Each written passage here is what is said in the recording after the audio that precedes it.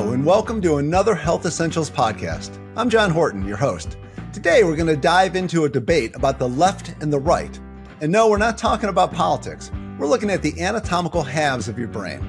According to long-held beliefs, the two sides of your brain power different ways of thinking. People who are right brain dominant are said to be more creative. Those who are left brain dominant, they're labeled as more analytical. Is there any truth to that?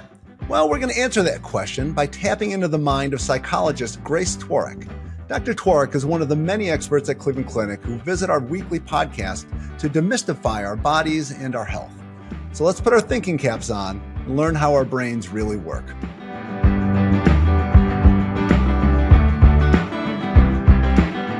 Dr. Tworek, I got to tell you, every time I see your name on the calendar, I'm always excited because we have such great talks. So thank you so much for joining us today. Absolutely. Thank you so much for having me. I love being involved in these and just kind of sharing all the really cool things that we, have to offer here at Cleveland Clinic and just all the cool topics you guys bring to the stage. So I'm very happy. You always bring cool topics to life for us. And today we're talking about the brain, which is kind of that's your professional turf. So it just every time we talk, I'm amazed at just how amazing the brain is. I mean, this organ that lives in our skulls just does so much. It really, really does. And our brain is just a really cool and complex thing to talk about. And it really is involved in so many of our functions that we don't even think about every single day. So looking at our brains, we basically have this supercomputer that's kind of sitting on top of our neck. And, for those of us who kind of powered down during biology class, walk us through how the brain works and kind of how it functions as our body's control center. Absolutely. So I'm going to break this down into kind of three major areas that take up this space, in our skulls here. And the major part, or what we think of, or when we, Google an image of the brain, what we're usually looking at is the cerebrum. Now, the cerebrum, that controls somatosensory, motor, language, thought processes, memory, emotions, and it's in two hemispheres. Now, these two hemispheres are connected by a large bundle of fibers that we call the corpus callosum. So that is one of the major areas that we're going to talk about. But there's always, two other parts that I think deserve some credit too. And that would be the cerebellum and the brain stem. Now, the cerebellum, that's kind of towards the back of our skull, and that coordinates and regulates our muscular activity. So think balance, movement, that kind of thing. And then the brain stem, kind of like, a beanstalk or something, that is what allows messages to connect from the cerebrum to our spinal cord. So that allows messages to go from the brain down and is responsible for a lot of our involuntary muscles. So think about, we don't have to think about our heart rate, digestion, and those sorts of things. These are kind of the three major players that allow us to think, breathe, and do as we do as humans each and every day. There's a lot going on up there. And so we're talking today specifically about the two halves or the hemispheres of your brain. So as all of this is going on and you have all these different functions, are those two halves working together or are they working kind of separately and independently from each other? That is a great question. So now our cerebrum in itself is broken down into those two hemispheres, like I just said, right? And there's actually different lobes of the brain within these two hemispheres, right? Because it's never easy. Make it more complicated. Exactly. Now, these four lobes, there's four, like I said, there's the frontal, parietal, occipital, and temporal.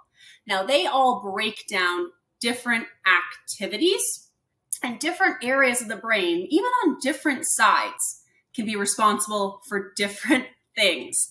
Just because we are complex creatures, right? So we got to kind of break it down. But some of the most important things to know is that oftentimes individuals will have one side of their brain, so one hemisphere that might be a little bit more dominant and that might house different functions. So for example, in our frontal lobe, this is where movement, judgment, problem solving, intelligence, writing, speaking, all this great stuff is housed. But in our most individuals, the dominant hemisphere is actually the left hemisphere in terms of where language, expressing language, and interpreting language occurs. So if we were to have damage in this area, in the frontal lobe on the left side for most people, if damage was to occur there, going back to a lot of science classes for us, this is where aphasias would occur. A lot of us hear Broca's aphasia, Wernicke's, but so that side of the brain is where language happens for a lot of us. And in most individuals, it's that left side. But not always the same for everyone. Not every single person's brain is the same.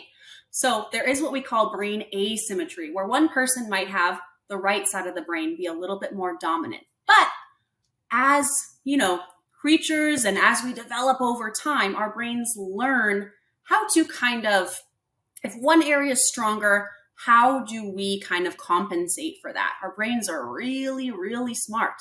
So if one area is stronger, usually there's other areas of our brain that are compensating so that all the different areas come together. So it's a really long-winded way for me to say, John, that it works together. Okay. Well, thank you for bringing that back. I was like, we were going all over. I needed some Google Maps going on there just to, for directions. But so as we're looking at this then, and I think, as we like to do in the world, we like to make things real simple and just go, there's a left brain person and a right brain person. So are there specific characteristics that kind of reflect somebody who's left brain dominant or right brain dominant?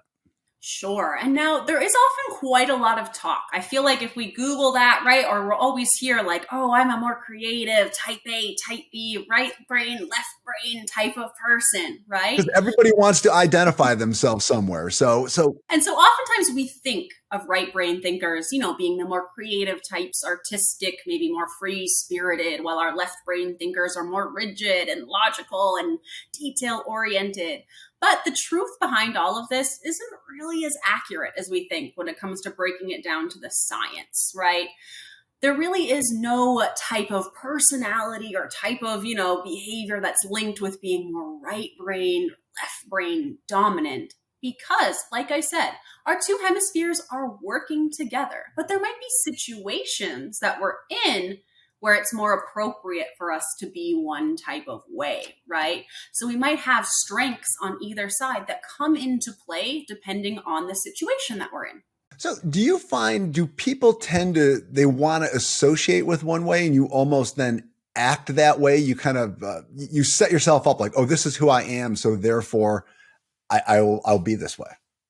Sometimes. And it's actually quite funny because a lot of times you'll hear people say, oh, I am not artistic at all, right? I am not creative. I can't do that sort of thing, right? But a lot of times this depends on the context, right? Well, sure, maybe you can't, paint a Mona Lisa right here and now, but have you tried a glass blowing class? Have you tried painting? Have you tried a cooking class, right? So sometimes it's the context that we go in that can actually bring out these different characteristics that we thought maybe weren't so strong in us. Well, and that kind of brings us to this idea, can you build up, I say, one side and kind of, if you consider yourself more of a creative, artistic person, are there kind of mental exercises you can do to maybe improve that analytical side and vice versa too? If you're analytical, ways that you can get a little more creative and artsy. Absolutely. And it's really all about honing those skills. So, for example, if we consider ourselves a little bit more creative and maybe staying on task or getting a task done in a confined amount of time is difficult for us, we just break it down and we practice. So maybe if we're more used to visual things, well, maybe we break down our tasks into a list so we can check them off as we go, right? Or maybe creating visual cues for ourselves to stay on task. I have to do this all the time, right? But maybe that means we create reminders on our phone to keep us on task, put sticky notes on the side of our computer in our favorite color that will keep us on task, or set little reminders for ourselves to stay on task, even if that means an alarm. Okay, I'm going to do this task and I want to get it done in this time frame. Well, if I set a 30-minute timer for myself and I really promise that I'm going to stick to it, that can be really helpful. And then on the creative side, if we are really analytical, try jumping into a new project, enrolling in a class, right? Trying something new that we haven't done before. And sometimes if we're analytical, some instruction can help, some guidelines, right? Can be a really good way for us to dip our feet into the other side of the brain, so to speak. So it sounds like, your brain, it's a muscle. So, if you feel like you have one side that's weaker, you need to work it. Yes, exactly. And just like I said before, there are some people who naturally are going to have certain areas of their brain that are a little bit stronger. And our brain has just learned to compensate. But that doesn't mean that we can't provide it with a new set of skills to kind of train our brain to learn new skills. Our brains are very, very smart. And the more we practice and the more we kind of expose it to these new things, we certainly can pick up new skills along the way.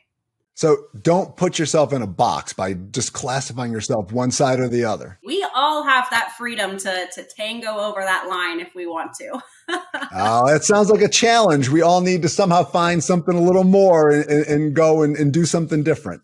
Exactly.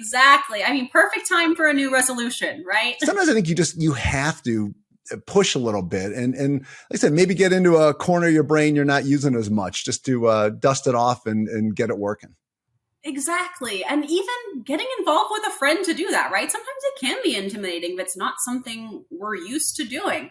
So bring a friend along, give it a try, and have fun with it, right? It's okay if we're not perfect at the new thing we try the first time. We really just want to be enjoying new things. I think that's the biggest takeaway there. Well, perfect.